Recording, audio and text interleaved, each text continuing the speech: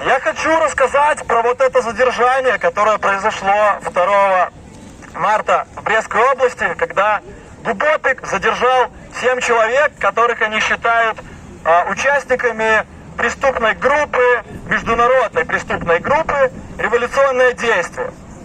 Еще 4 человека по этому же обвинению сейчас находятся в СИЗО.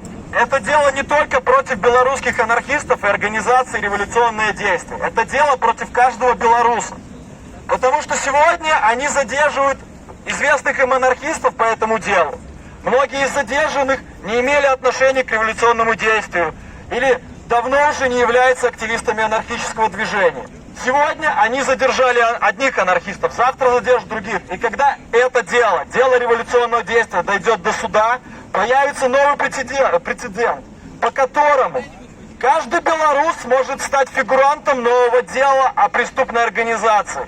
Сначала будет дело революционного действия, потом анархического Черного Креста, потом каких-нибудь других анархических организаций. Следом они могут сделать дело «Страны для жизни», 97%, и люди из этих чатов будут его фигурантами.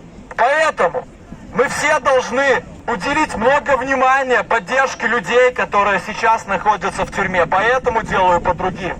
Если вы хотите поддержать анархистов, пишите им письма, скидывайте деньги организациям помощи анархистам, такие как Анархический Черный Крест, или организации, занимающиеся прямой помощью не только анархистам, но и другим политическим заключенным, диссидентам.